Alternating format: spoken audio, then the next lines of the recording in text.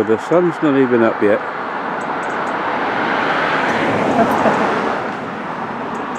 Would you believe that's the first vehicle that's been behind me since I left home this morning? But on my way to where I'm going this morning, in keeping with places you didn't know, I'm actually standing just on the boundary, outer eastern boundary of Hastings. And I'm looking at a view over the Weald of Sussex and coming to a set of buildings which on face value look as though they're old farm buildings and maybe a bit derelict, until you look down there.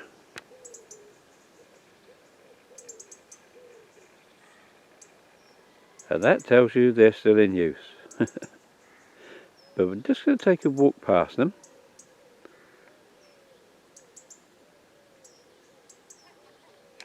And see what we can find the other side. And it's worth stopping sometimes on your way. And you never know what you might find.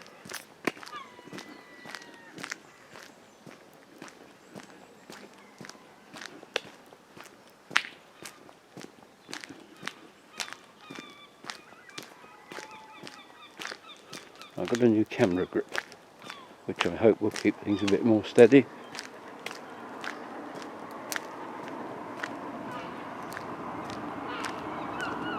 Yeah, it's don't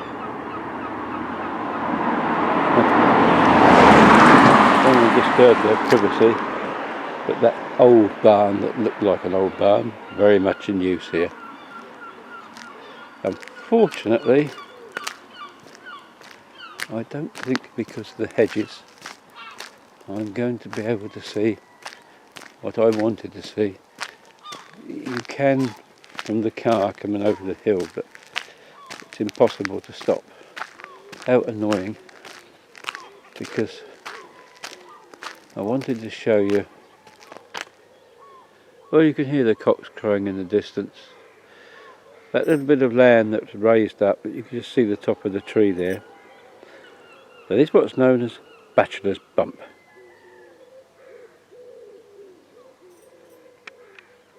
And I'm going to be driving past there now. And, it's 5:30 on a Sunday morning, and a dust cart's just gone past me.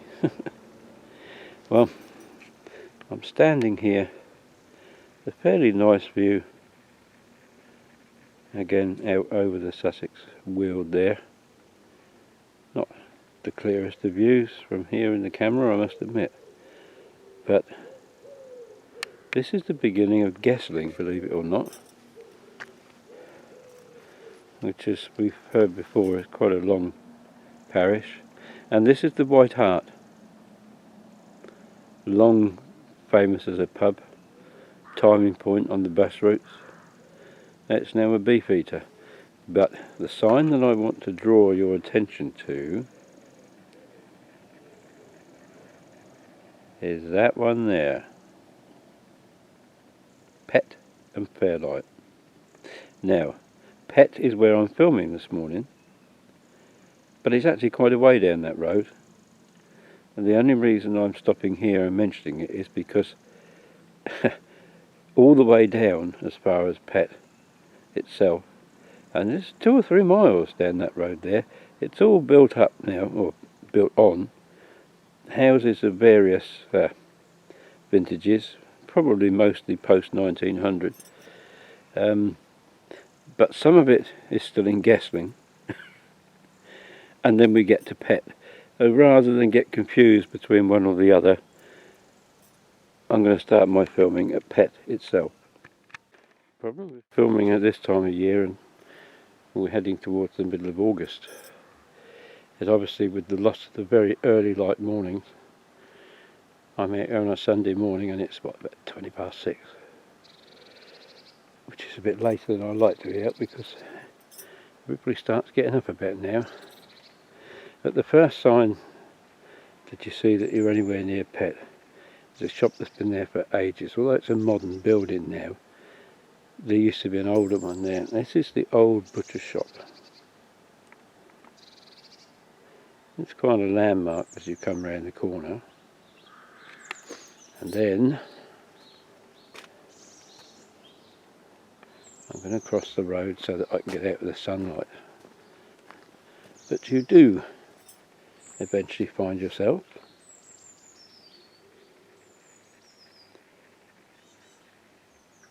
in Pett.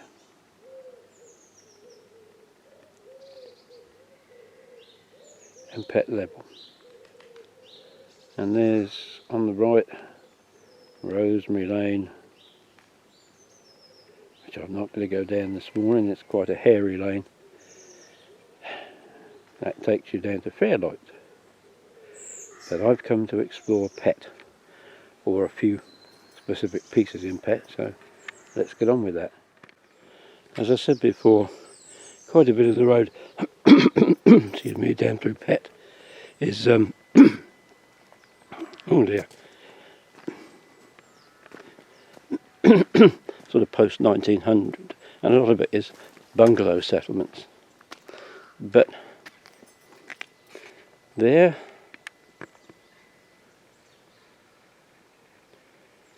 is the old forge, sign of the industry that once flourished here. And this is the Two Sawyers. Surprisingly, one of two pubs that are still open in Pett. This one has been restored, a bit like that ancient Land Rover that's just gone by. Now, as you can see from the sign over there, it has its oranges. It has its origins in the 16th century, which is probably that building there, but it's been added to in the 17th and 18th, 19th. I mean, this bit here on the left is, I don't know when you would date that, probably late 19th century if the truth is known, if not early 20th, but certainly this is a historic bit of it. And it is rather nicely situated.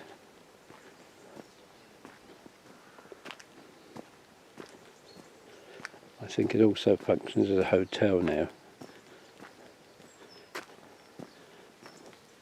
All very pleasant. And while I'm here, I'm just going to take a walk up to the corner, because I'm pretty sure this is where, that's it, yes, the new village hall. Now, I can remember the village hall from many years ago. It looked more like a cricket pavilion. I'm not going to walk. Well, I will just cross the road. I'm not going to walk right down in there this morning because I don't know who's about. But this is the new village hall. Let's say built quite discreetly into the countryside. As you can see, very modern. I think it's only been open since 2000 and something. But, yeah, I think it just goes to show for me that, for all I said before about incomers coming in and maybe ruining communities because they take them over, I suppose when you establish a settled pattern after a while, those incomers are no longer the incomers, are they? And they become the locals. And it looks as though there's a thriving community here, so that is all to the good.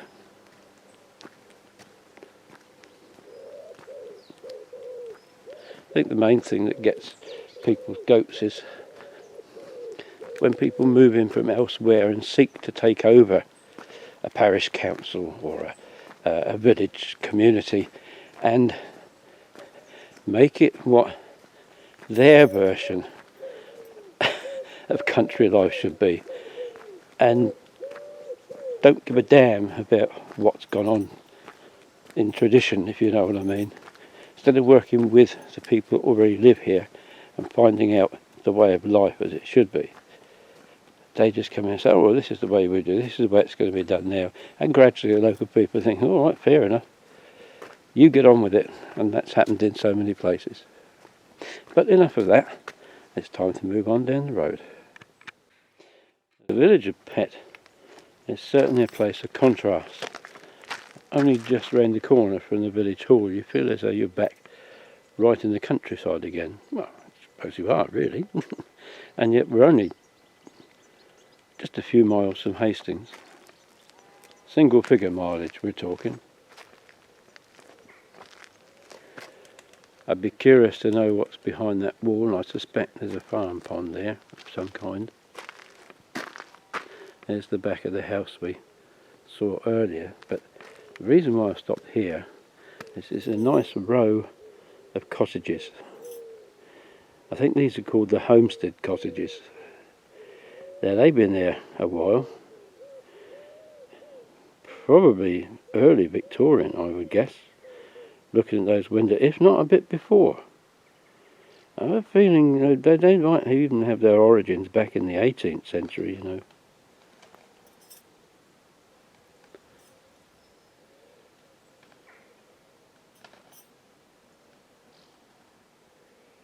Certainly very interesting to look at, and contrasts quite sharply with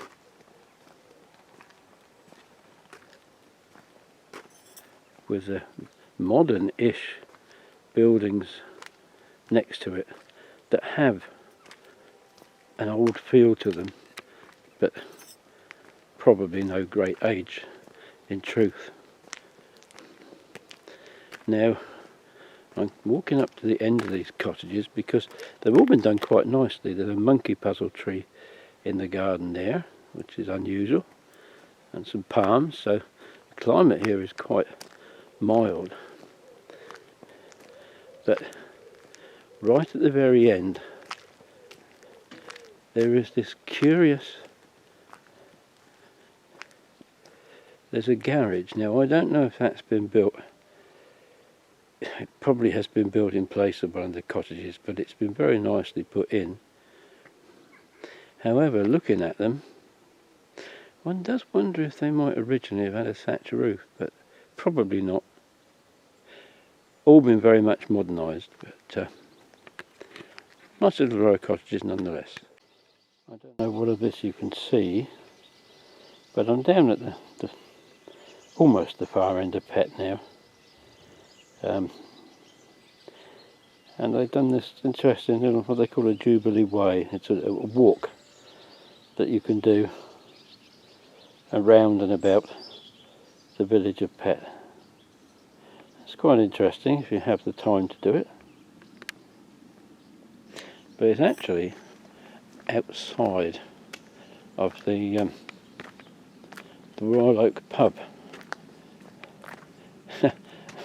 Quite appropriate that I should therefore be standing underneath this lovely oak tree.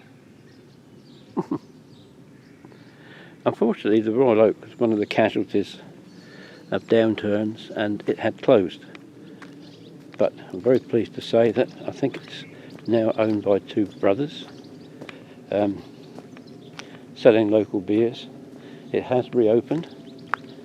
It's a Grade 2 listed building and 18th century. Lovely place to come and have a drink. And there was a lane down there which I think contains mostly modern houses. But right at the very end here, now this is interesting. Have they been repointed? Or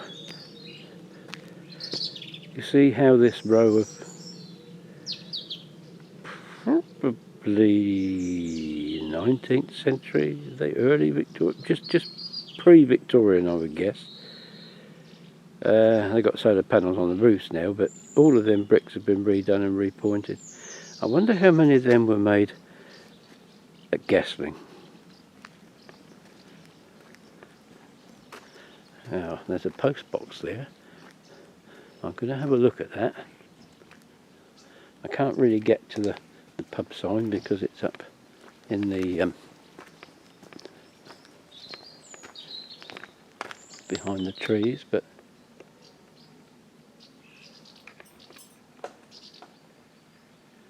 there we are. People are starting to get up and walk about now, so I'm having to be a little bit careful what I'm doing. I'm just going to walk up to this post box, curious as to see, is it a modern one? Oh no, look, apologies for the people in the pub, but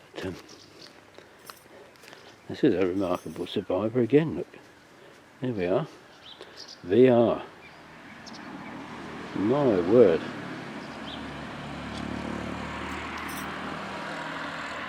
Interesting things you find in places. And just a very quick look over there, you see there's more fields. So we're getting quite rural here, even though as the crow flies are probably only 3 or 4 miles from Hastings. And if you needed to catch a bus into Hastings, you wait at this bus shelter complete with graffiti. Not that you get many buses, but it's there. I had to just get a shot of these 2 cottages as I'm driving past, so apologies for the engine noise. Not a very easy place to stop, so I have to keep moving, but lovely cottages. And here's Meadow Sweet and another cottage beside it. Again, you see how the roof line dips. Now, what are we looking at here? You may be looking back to late 16th, but my guess would be the origins are somewhere in the 17th of these, with obvious adaptations and modifications in subsequent years. But very nice, aren't they? Very nice indeed. I know a certain friend of mine who's very interested to see the family name on this business is Norris. But my interest is this on the roof, look. Is it a dragon? Oh no, perhaps because it's British they'd probably call it a griffin, wouldn't they?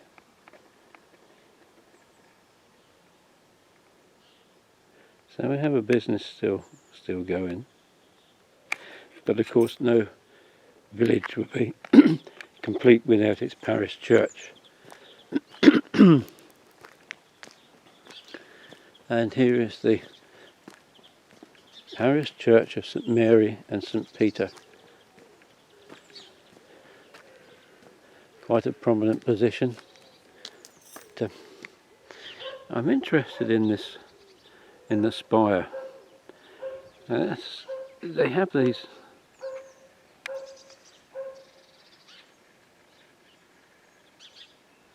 what would you call them? Gargoyles? Very unusual. I've not seen that on a church spire, I don't think, before. If I have, I couldn't have took much notice of it. But that certainly makes for a very interesting building. It's actually quite modern as far as churches go. Built in 1864. Unusual in that it was built on the site of an ancient churchyard. It probably was a Saxon church here, but long since gone when the church was built.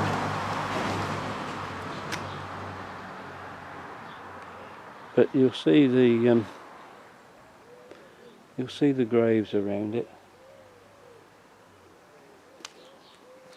I obviously don't think we'll be able to go inside and have a look this morning. But we'll just take a quick walk round. Some hydrangeas here.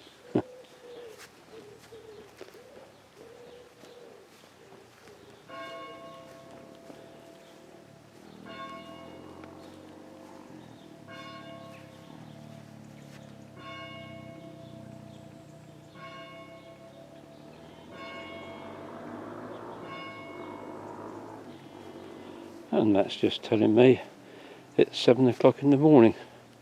It's taking me longer to film than I usually do. I don't want to wander too far around it. It almost seems disrespectful, but I have to say though, there are some lovely trees here.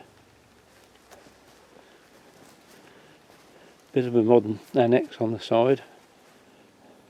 I'm looking for the stained glass, but look at these trees in this churchyard. Aren't they lovely?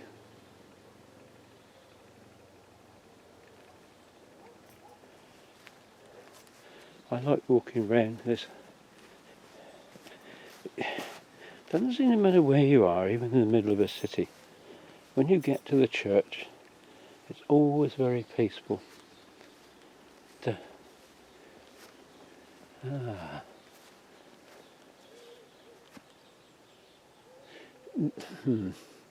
I don't know if I can get anywhere to film this. I don't know. Yeah, if I go down towards this corner. See, a lot of these stained glass windows, they follow a pattern. It's often the saints, or something like that. But here we are. The sun hasn't really got this far yet.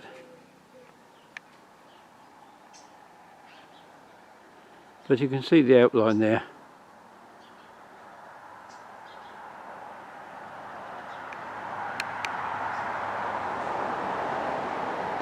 Actually, now I'm on this side, I wonder if we can get to see some more of those up in the tower there. They're very unusual, aren't they? Griffins, got wings. Yes, I suppose you'd call them griffins.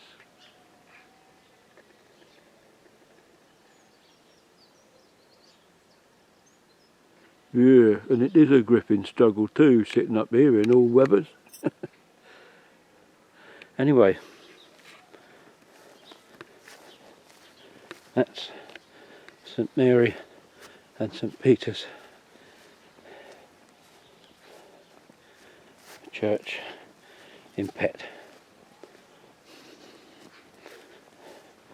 I don't know, as I say, if we can get inside and have a look. I very much doubt it.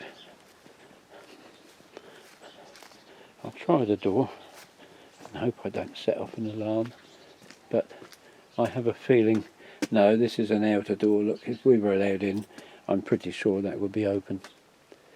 What a shame, but we can't have everything. Now this is unusual. An outdoor font. Look at that. I wonder if this is... Trouble is, am I going to walk across somebody's grave?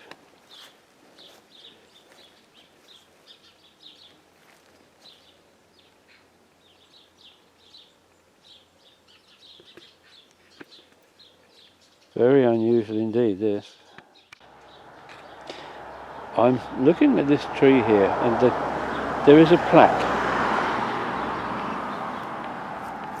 And that says, the ironwood tree was planted in 2014 in memory of all who suffered in World War I and of all who gave their lives. And again we've got these iron railings, and you do wonder if they are products of the Sussex iron industry, although there's no visible markings that I can see to give us a clue. And unfortunately there is no further details of this, what I assume to be a font. And I certainly didn't find any in my research. But I'm going to go and have another look, because that's interesting. There is another.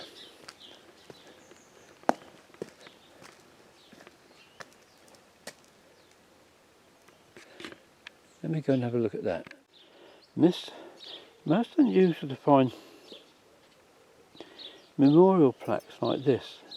It's just on a wall, and it Violet Maud Cook, 1965, and Thomas Vick Cook, 1986.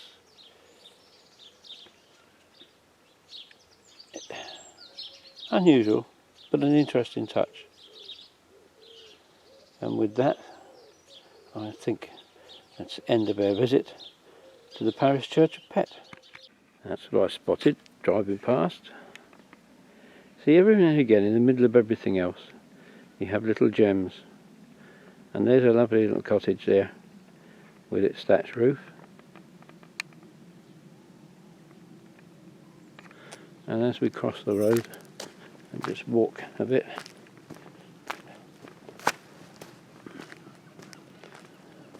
this cottage here, as you can see, has a bit of age to it, and that was the old bakery. See, they had everything they needed here. All these old villages were quite self-sustaining. And over there we have the old school.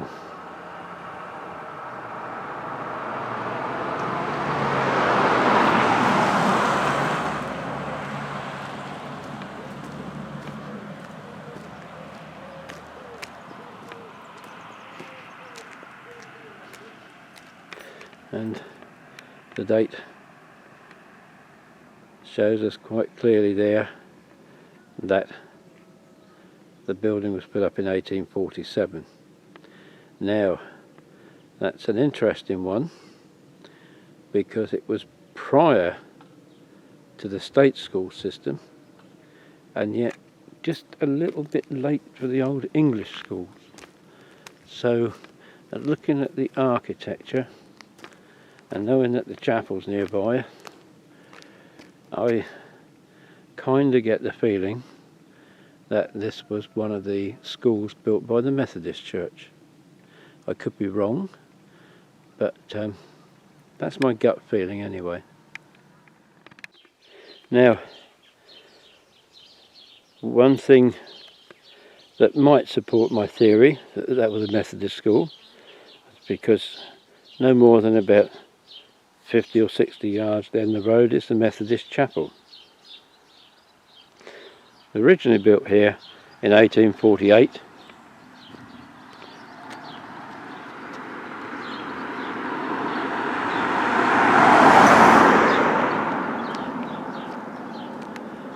And in the 1950s they built a new church, and I'm just looking up there. Would that be?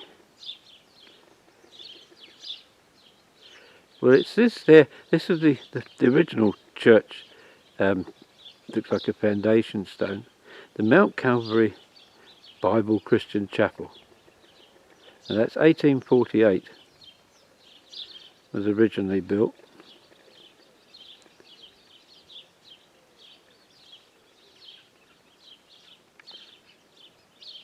It's very difficult to tell which is the oldest part and which is the newest part, because the original chapel is now the church hall, and I'm guessing that's the original bit, obviously, and then this one here is the 1950s built church hall. Now I'm going to take a walk in there because, believe it or not, I've got a family connection here. Now let's try and get this right. My granddad, Courtney Ballard, his brother Wilfred married a lady called Florence Easy, and she had come down with her family from London, the Housemans, who founded the Market Garden and Nursery at Guestling Thorne. Now, and do you know, I think I might have found his grave. That would be a miracle if I had, but I'm going to go and look. Russell Houseman took over the business from his dad, and I suppose he would have been my great uncle, I suppose, on my great-grandmother's side, and he's buried here. Did I say Houseman? Every reference I've made to Houseman, forget. It's Harborough, of course. And this is his grave. Sadly the sun is shining and I don't know what I can do about that. I'll try and get round the corner. Russell Henry Harborough, born 1867, passed on 4th of September 1941. Uncle of Florence Easy, who married Wilfred Ballard, brother of my granddad Courtney Ballard. Now Russell had a son, Ernest, and when he was 18, he went into the army. He was actually by that time engaged to Florrie. She was 18, and of all the sad things to happen, he was killed almost at the end of World War One. He was killed at the Somme in 1918 September. Now his name is on the War Memorial at Guestling, and he had a commemorative tablet in the chapel at Three Oaks, which was moved into the church here, the chapel, whatever you like to call it, when the Three Oaks Chapel closed. What I didn't know was, and this is an add-on if you like from my Three Oaks story, Auntie Florrie sold fruit, veg and all sorts of things from her house at Amberdine. Now I knew she'd do that. What I didn't know was she was using that to prop up the Church of Three Oaks financially. It wasn't just a case of the circuit deciding to close the chapel at Three Oaks. When Florrie died, basically so did the chapel, because there was no other means to replace the money that she was giving. What a shame. But I feel rather proud that my great aunt was, and therefore one of my family, were keeping the chapel going for as long as they did. Shame we couldn't do, well, we didn't know anything about it at the time, but I'm rather proud of that.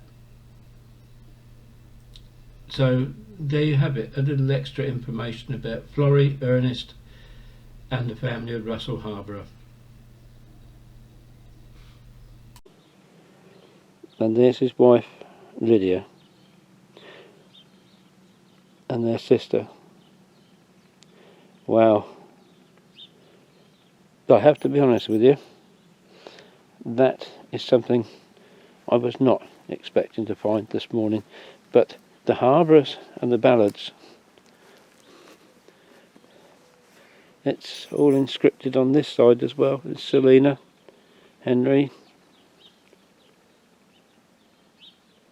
Oh, look at this, more of them, but almost unreadable now. My word.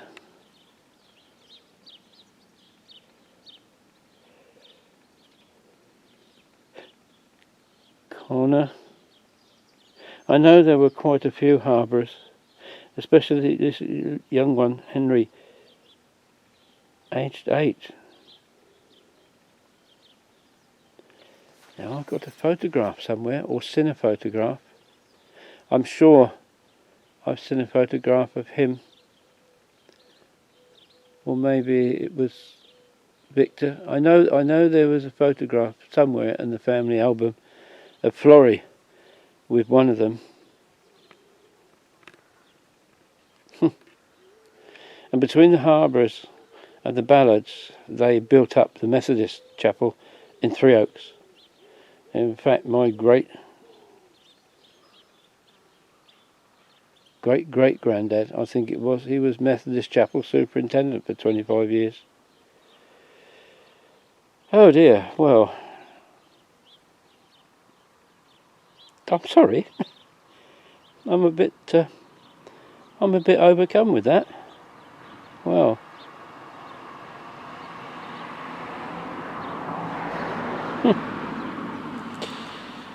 and there's this delicate yellow flower down here, as if to say, don't forget us. Well, I'm hardly likely to now, discovering what I found out. But it really is a lovely morning here in Pett. And there's Hastings over there. And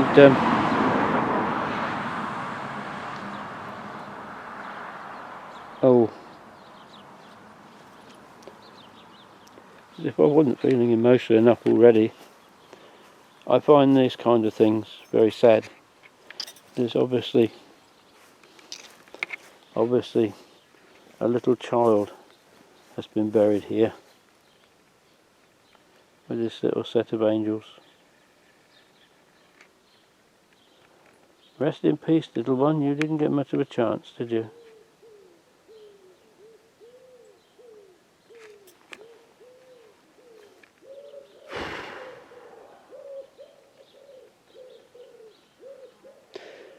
It's been quite a morning. And just another quick view of one of the older buildings here in Pett. A few of these dotted around. Trouble is now people are up and about, it's getting more difficult to film them, so apologies that this is more a drive-by than anything else, but there literally isn't anywhere safe to park. But I had to show it to you.